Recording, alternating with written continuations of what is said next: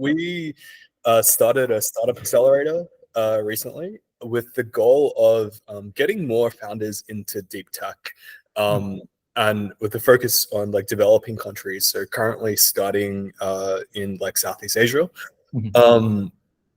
And I guess, like probably one of the issues with Southeast Asia is the academic institutions here are not like so strong.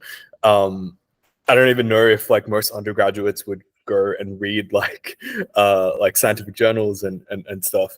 But we had a hypothesis that if it was possible to, I guess, fast track some of this process, and instead of taking 10 years to like get a PhD, etc., just trying to go straight to like, hey, can you pick like an interesting and fruitful problem area, study maybe like 50 companies that have been VC funded in the space, look at what technologies they're commercializing and what like the patents look like, and then just read like the scientific journals, whatever you don't understand, like ask ChatGPT or like self-study at Khan Academy.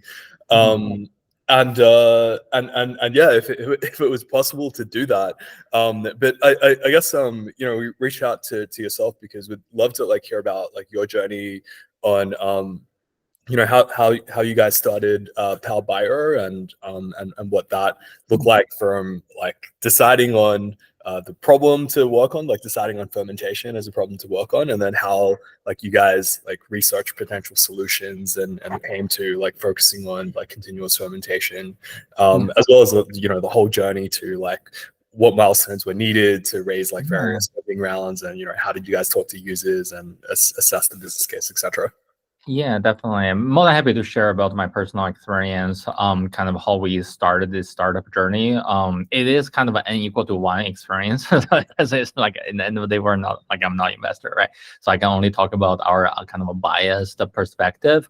I don't know if you know Chang from Skedec. He's kind of like one of the investor here. I think he's based in China, but he's Taiwanese. So like he's one of our early investors. So I definitely think and he's kind of deeply embedded in the UC Berkeley deep tech ecosystem, and then maybe he has like a better perspectives. Chang Tong is his name, I think. And personally, I think we started this. I think I started this company. I think I was the very first person, really because I was really lost in life. I think this is like a very common for every PhD student. We're like basically start since like 6 years old, since we're in school until like 30 years old when I'm like about to get out of school. It was like a very long journey, and it was like the goal was very linear, right? It's like, okay, just do research, like, learn knowledge, solving problems. It was like we like solving problems. I like solving problems. So it was like really fun. But at the end of the tunnel, it's basically, this is a PhD. Like we're kind of at the end. What am I gonna do? Professorship is difficult to acquire at the time. And I didn't really want to do a postdoc because the pay is like really bad. I also didn't really want to just do like get an industry position. I just felt like it's like not super.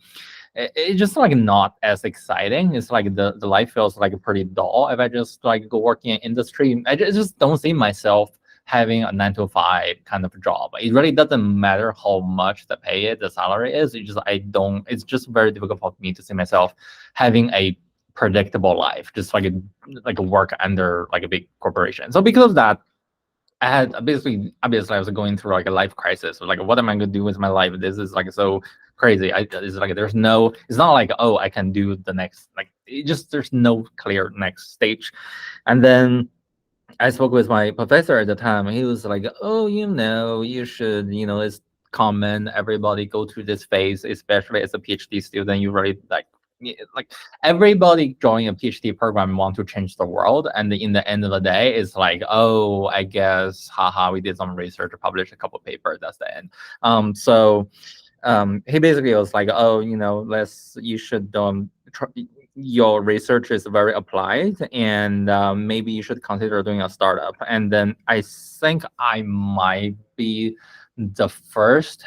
I think there's another person from my year, but before my year, we didn't have any person start a company. You either, like in our department, you either go to just find an industry position or to just become like do a postdoc and find a professorship elsewhere. So it basically was like, you should try to start a company and see what happens. And then he introduced me to a lot of resources here at UC Berkeley.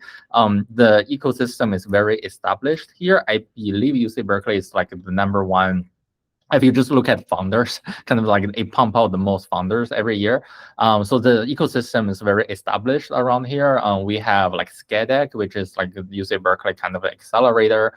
And the UC Berkeley have like a Berkeley Catalyst. It has some sort of like a National Science Foundation based programs that basically the NSF here fund market researchers because they know us. We all the scientists have a lot of great ideas, have great technologies, but whether technology can be turned into a product, that's a different thing. So sorry, go ahead. Did the current product like come out of your PhD research on like the same topic? We started off when we raised our pre-seed round. That was the case. So my PhD topic was on contamination control. Long story. My PhD topic was on perchlorate restoration, which is an environmental science topic. And then as part of that research, we also discovered a contamination control technology that never made into a scientific publication for a lot of random reasons. We basically convert that to a patent. And then that patent became our core technology, and then we used that to raise money. So it was I would say directly related to my PhD work. Did the technology come first, or did you do some research into like the potential business applications or business like case, and that then informed like your decision on, hey, I want to work on like these potential technologies? The proper way is what you described. I think the proper way, if I can go back in time, the proper way should always be finding the product market fit before spending money, time, life to do anything really weird. For us, because I came from like academia, so it was really the other way around. It was like building a product, which is the wrong way. I really have to say it's the wrong way, but it was really at the time we had the technology first. It was sort of just like academia research, and then we went out to industry trying to see, who's gonna use this? Is any user or any client, that customer that are interested in this technology? And that project was actually paid by National Science Foundation. We got hammered super hard. So basically it was like, it's just like weird academic versus industry gap.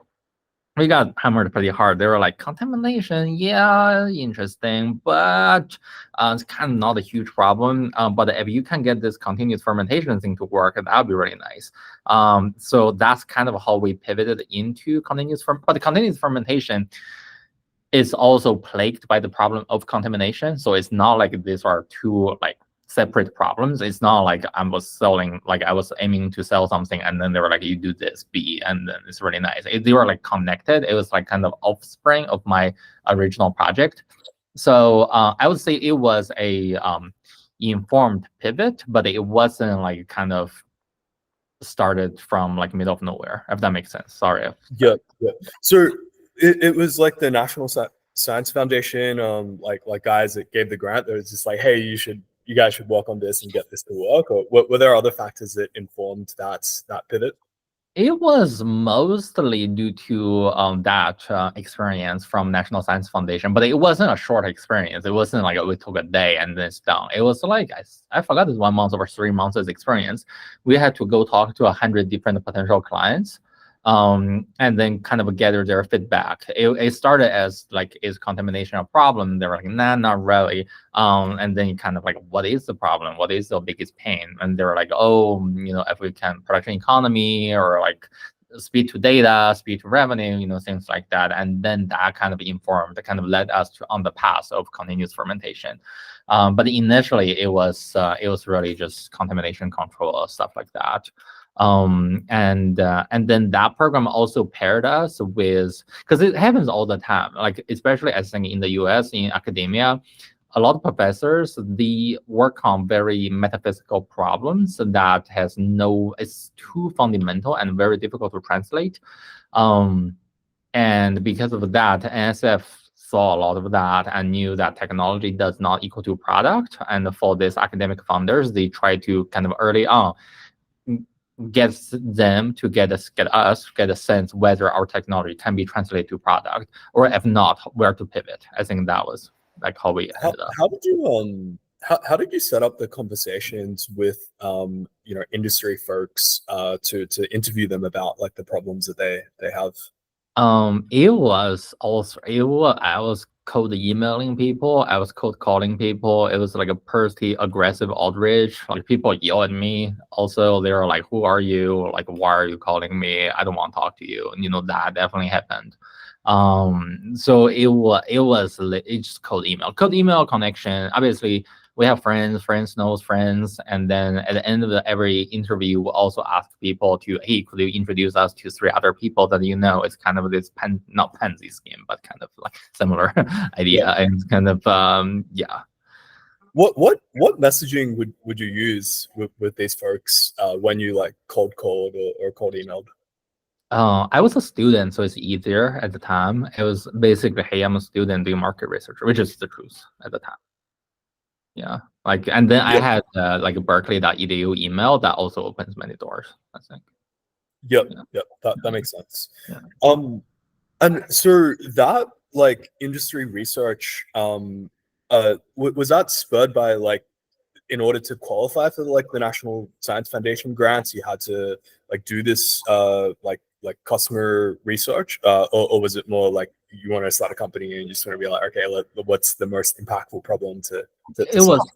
It was the latter. I think my professor introduced me to this guy running the program. Eugene No is the person's name, and then he basically said, I think you're smart, but whether your technology, something along the line, like, whether your technology is a product, nobody knows. Let's do this to find out so that you don't waste your life kind of chasing something has no future.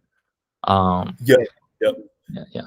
That makes sense. How would you get from like problem to then like angles of approach or like angles of attack, different technologies to use to solve the problem, and then eventually to focusing on like continuous fermentation? Because obviously like all business is going to be like, yes, we want to reduce costs and we want to speed up time to market and increase revenues, but what was the inspiration to then get to the specific technology, and what gave you confidence that, hey, this is like the best approach and better than like other potential approaches?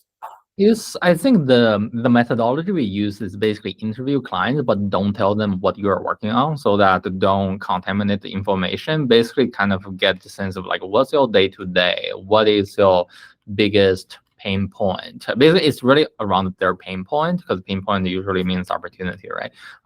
So like, hey, what's your biggest pain? If you have a magic wand, like, how do you fix all your like which part of your workflow we want to fix? And obviously sometimes we see random things like, oh, I don't know, communication. Oh yeah, or bioreactor, like a lot of things that we cannot fix. And then we kind of go into random places. We try to narrow it down. It's like, oh, just focus on your bioreactor manufacturing side. What is the biggest pain point?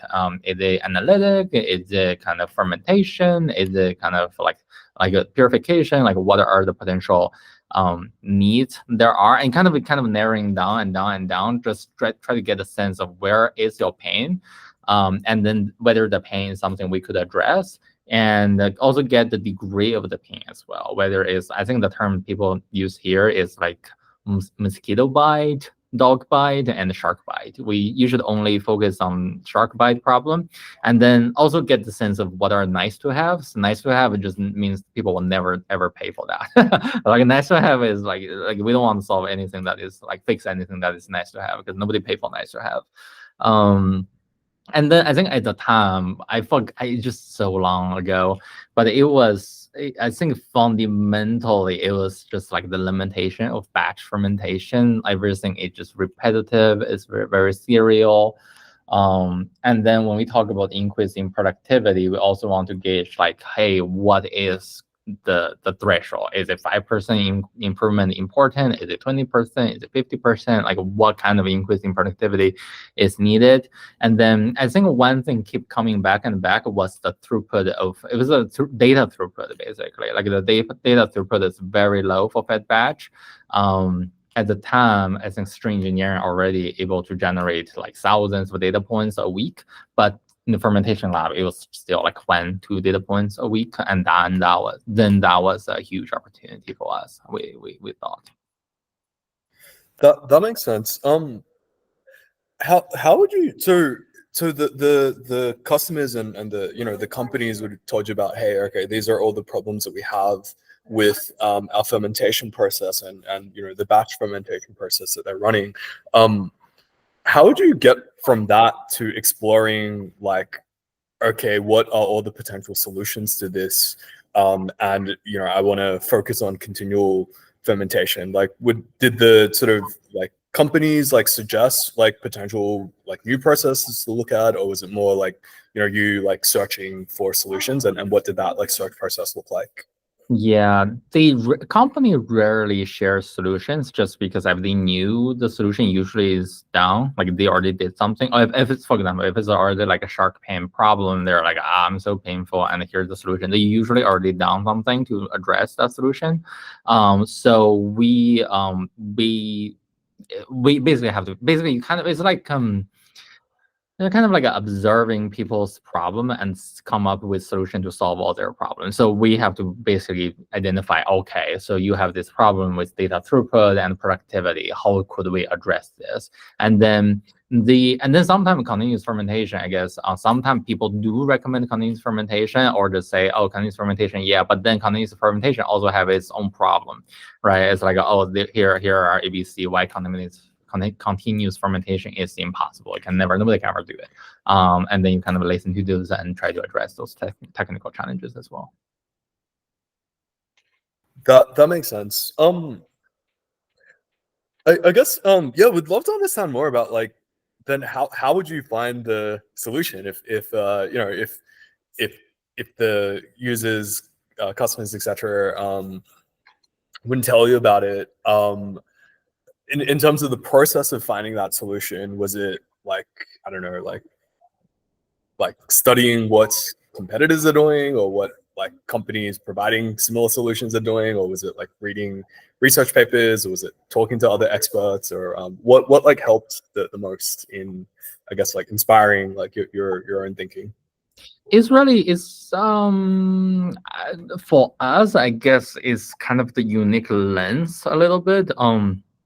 Because we did work on contamination control, and then that was a major, and then we had a unique technology about contamination control, and then that was a huge problem in continuous fermentation. So we were able to address that with that kind of that part of IP from UC Berkeley that I developed.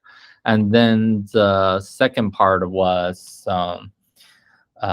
also kind of just be familiar with the field and in kind of develop targeted solutions to address the problems. So it's kind of, it's almost like artisanal in some way. So like, like, oh, you're the expert in this industry, you understand the field, and here are people's problem, and how could we address it?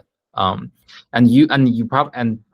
you normally in our space, it requires like a really deep people with deep expertise to do that, just because if it's something very obvious, it's probably already been done. Yeah, I guess what I'm trying to figure out is if there is like a general or high level process for how do you develop deep expertise in a particular industry, because there are like lots of structured programs if it's like a PhD, etc. But even like coming out of a PhD, like as you've done yourself, you probably never worked in one of these like reactor biomanufacturing companies, right? So there's obviously like a crap ton of new problems that they have, and like a new potential like array of like solutions. So yeah, I guess like how did you go about developing like a deep expertise in all the like becoming an expert and being able to Yeah, as you mentioned, like craft like a yeah, particular definitely. solution to this. Yeah, definitely. Part of it is kind of it's talking to people. I think talking to the actual experts that has a lot of experience is important. Also need to be careful not contaminated by the knowledge that is already out there, because we call it knowledge, but fundamentally those are all opinions. There are a lot of things that people perceive as impossible, but it's really because this conclusion that is impossible is built on incorrect assumptions. And then a person need to be able to identify this kind of always challenge it. Is it really impossible? Is it really impossible? These people told me it's impossible. Are they really truly correct? Just need to be able to make sure that uh, really identify.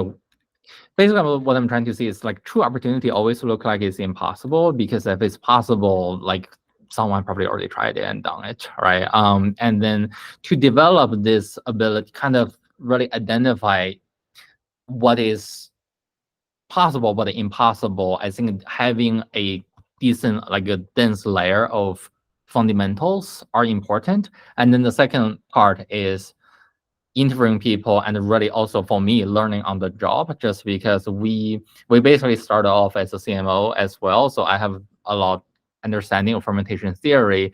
And then as we start working with clients, start kind of converting other people's process to continuous, I kind of developed the know-hows, kind of the muscle memory of a lot of the kind of the art part of the fermentation. And then just it's honestly a combination of just do it, and talk to industry experts, ask questions, but also don't.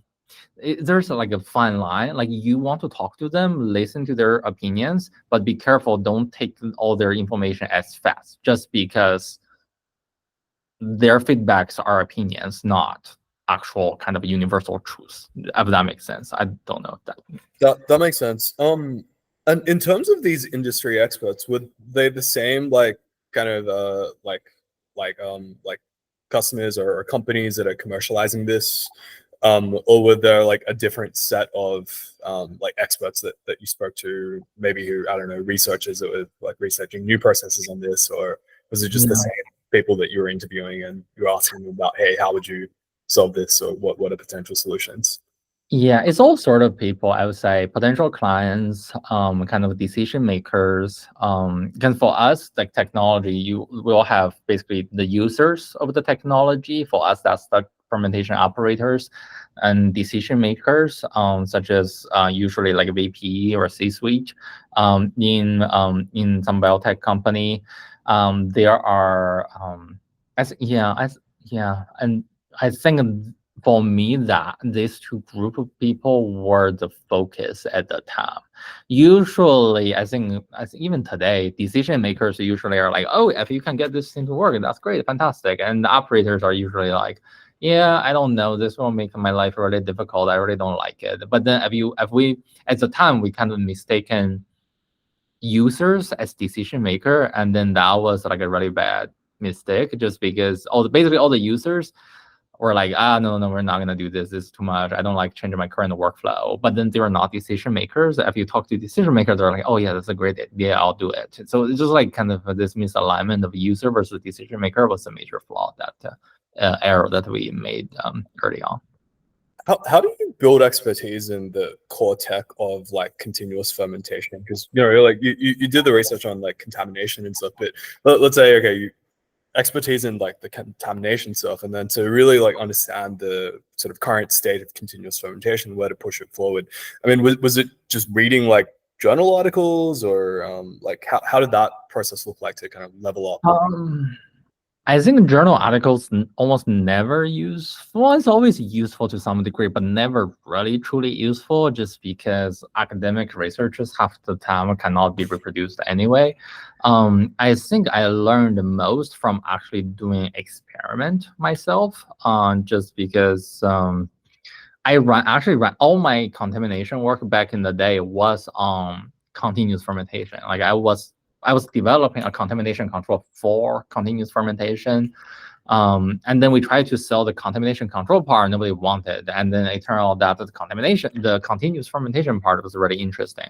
So, and then I ran a lot of experiments. I kind of screwed up experiments in every possible way. I think that actually really helped me to develop expertise. Kind of just actually doing it is important, basically.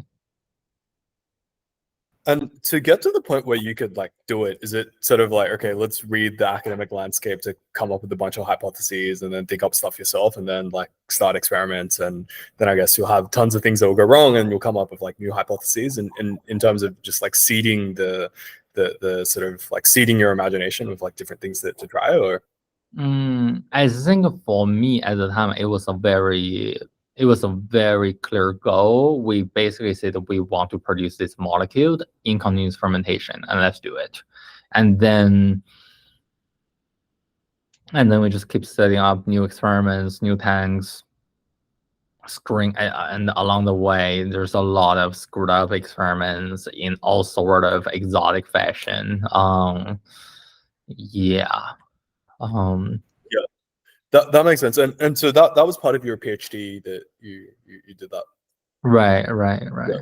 So how did you then like select that as a I guess what was your process for selecting a PhD research topic, and giving yourself the confidence that, hey, this is a meaningful and like high impact problem that I would want to spend like 4 or 5 years of my life doing. I'm gonna my answer you're probably not gonna like. I really want to be a professor, but then there was a lot of reasons really out of my control. It was really hard toward the very end of my PhD, and then my project happened to be one of the very applied projects that could be commercialized. So it's a kind of like a random. It wasn't that I was actively selecting for, like, when I joined the program, I was like, oh, I want to start a company, let's pick this project and and then make it work. It was really just a series of random event led that to happen. Yeah. So if it wasn't commercial, like, then what drew you to the project?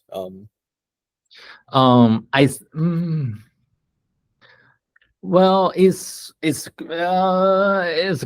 kind of random. So basically, I was really interested in Martian exploration, and then my PhD was actually on environmental microbiology about kind of this specific compound that is very abundant on Mars that need to be detoxified if human need to basically live there.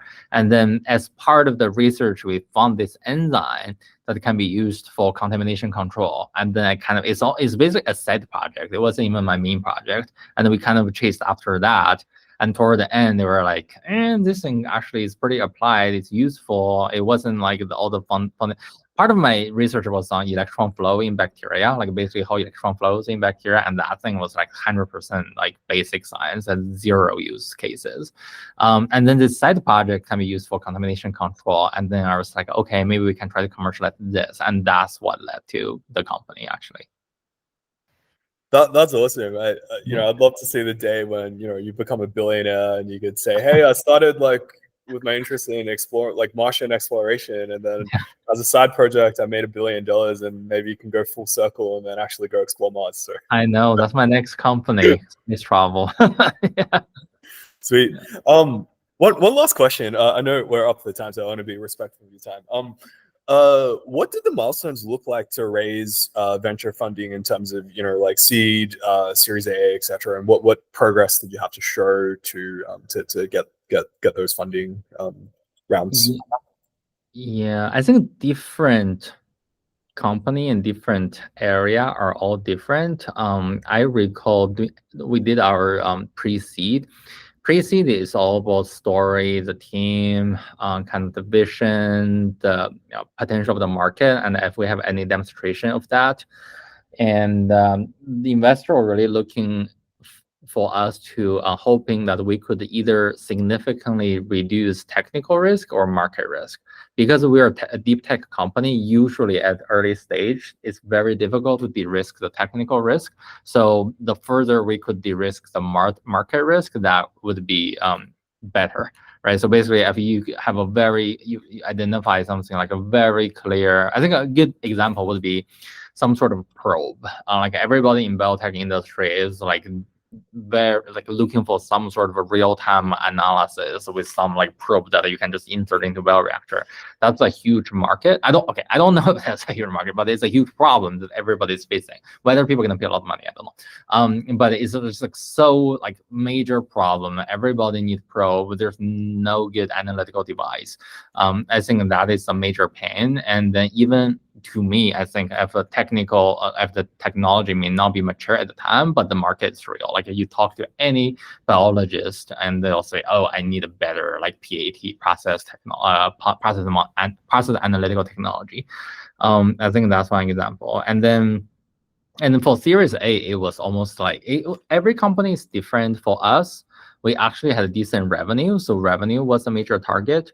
And again, every company is different. Every company will have a different revenue target. And then there's also in biotech, actually, we're one of the rare company we are post revenue at the time, but a lot of the company, obviously, like 9 out of 10 companies didn't have revenue. How they reached money, I have no idea. Yeah, no, thank you so much, Ouwei, for sharing. There's like so much I have to like go off here and research further. But no, I really appreciate your advice.